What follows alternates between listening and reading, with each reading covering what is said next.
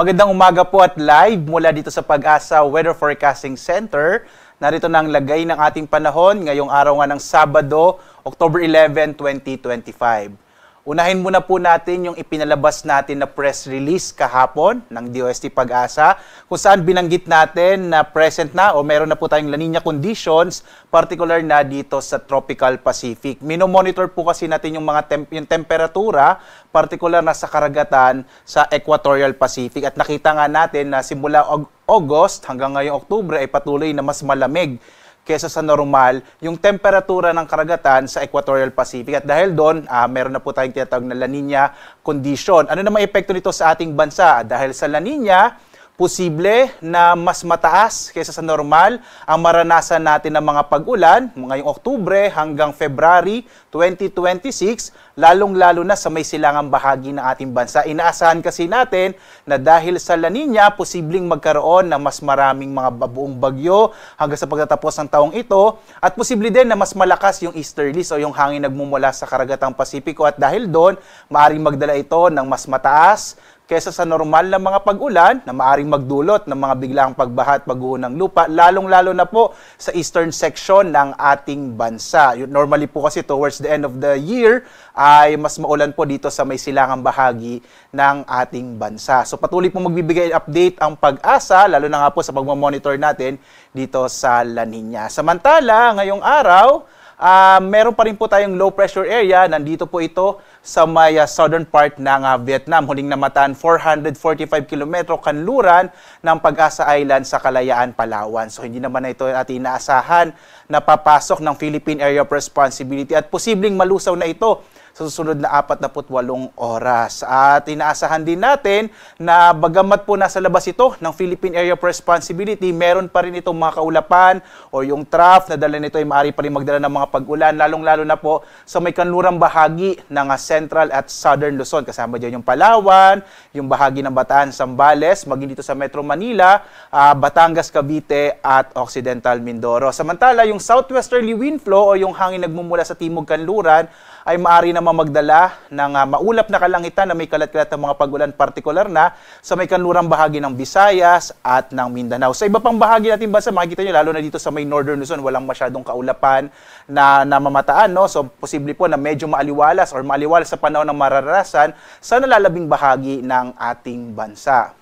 Ngayong araw nga dito sa Luzon, inaasahan natin malaki po ang posibilidad ng maulap na kalangitan na may kalat-kalat ng mga pag-ulan, pagkulog, lalong-lalo na sa may bahagi ng Zambales, Bataan, kasama yung Metro Manila, Cavite, Batangas at Occidental Mindoro. Dulot po yan ng mga kaulapan na dala ng low pressure areas na nasa labas po ng Philippine Area of Responsibility. Ang nilalabing bahagi naman ng Luzon ay makararanas sa mga localized thunderstorms, kadalasan sa hapon hanggang sa gabi.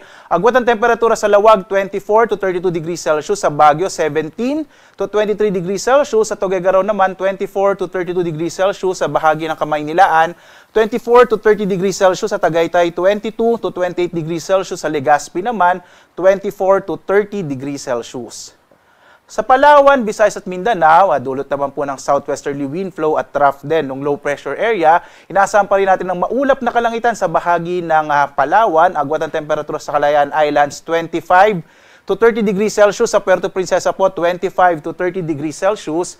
Dito naman sa Kabisayaan, inaasahan natin ng maulap na kalangitan na may kalat-kalat ng mga pag-ulan sa Western Visayas at Negros Island region. Ang nalalabing bahagi ng Kabisayaan, yung Central at Eastern Visayas, mga localized thunderstorms naman ang mararanasan sa araw na ito. Yung agwat ng temperatura sa Iloilo, 25 to 30 degrees Celsius.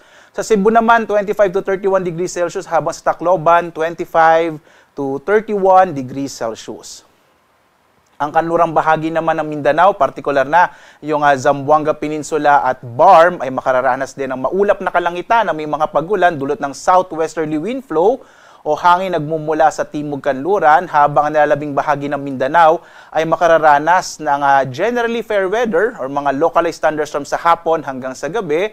Agwat ang temperatura sa Zamboanga nasa 24 to 32 degrees Celsius, sa Cagayan de Oro naman 25 to 31 degrees Celsius, habang sa Davao ay 25 to 32 degrees Celsius.